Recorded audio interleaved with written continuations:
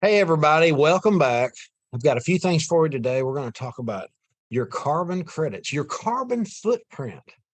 We're going to go over to the United Nations calculator and figure out what that might be and where they want you to invest, essentially, to buy your carbon credits. Look, essentially, you're going to be investing in other countries' energy for our carbon credits. I don't really understand it, but I cannot wait to walk you through this. Then I'm going to go to a story I got from a subscriber about a bank that is issuing a credit card that has to do with carbon credits. And this video is sponsored by UROY. Thank you. We'll get to them in a minute, but just understand that is my largest uranium holding.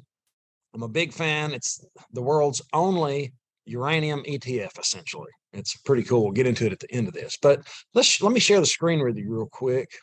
Okay, so my carbon footprint is about 57.37 tons a year.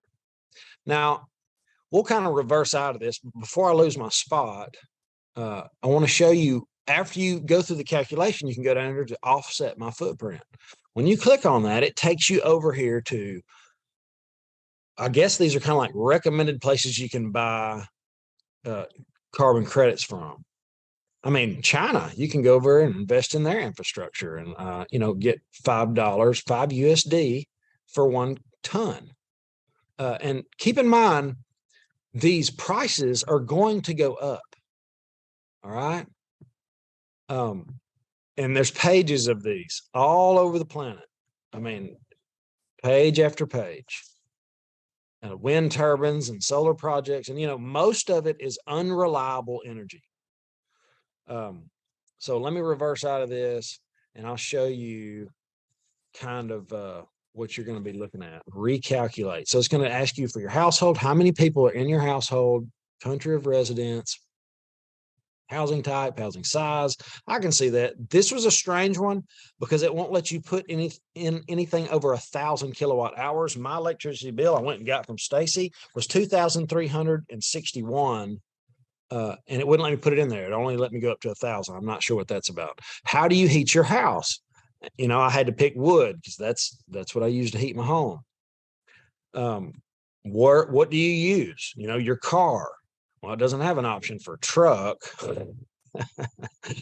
Diesel, and put in your mileage, and it'll help you figure it out. How many times do you fly? Very long range, long, medium, short. And on the very last page is going to ask you your household preferred diet. And that was the one I picked. Meat in most meals, because that's absolutely what I do. If you go vegan, that's up to you, man. It's just not my thing. But anyway, I'm digressing. Just set different questions, and then you can calculate your food footprint. Now, it's very odd and strange, but this is in the mail.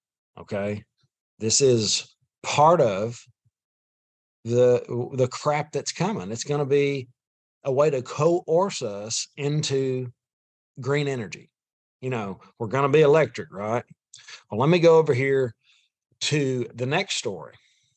All right, Canadian bank launches credit card linked to carbon emissions. A bank in Canada has become the first in the country to launch a credit card that tracks a customer's carbon emissions amid concerns that such a scheme could one day be used to restrict purchases. Could not agree more. In an effort by the credit union to display its commitment to climate action, Vicinity, which is the bank, will offer a credit card that links purchases to carbon emissions, allowing customers to compare their monthly carbon footprint to the national average. According to research carried out by Visa, more than 50% of Americans are interested in monitoring their carbon footprint. I'm not at all. Everyone would be issued with a carbon allowance card. Okay, this is weird. That would entail all adults receiving an equal tradable carbon allowance that reduces over time in line with national carbon targets. Tradable, that means you're going to be able to trade your carbon credits for something else, or your allowances that the UN's going to give us. All right. You know, and if you're a real producer, if you're like me and you're driving a welding truck, well, I don't anymore, but I used to drive it several hundred miles a day. Where am I going to have to buy carbon credits to foot that bill?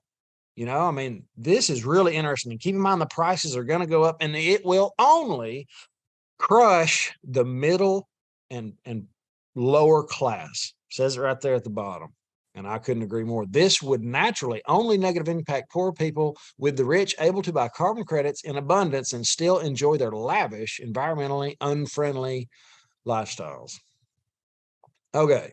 Robert Kiyosaki talked about this. It was a couple years ago. American Tusa came out and they were talking about carbon credits, and it was almost like they were being real quiet about it. Like they didn't want to let the cat out of the bag.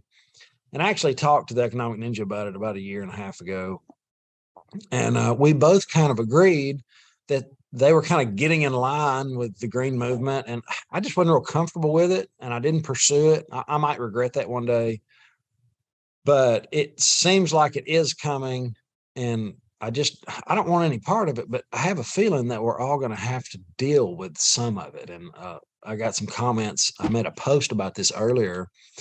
And it's like, why would you even talk about this? Globalists, this, that, and the other. And I was like, look, guys, this is what we have to deal with. I mean, that was off the United Nations website. That was their calculator. Keep your enemies close is all I'm telling you. So watch it as it unfolds. And we're going to have to bob and weave, ride the waves, brace for impact. We're going to do all those things as we get closer to the end. Now, let's talk about the real energy that's not unreliable, that appeal, that's about this big around and about 30 inches tall, can run a warship for several years.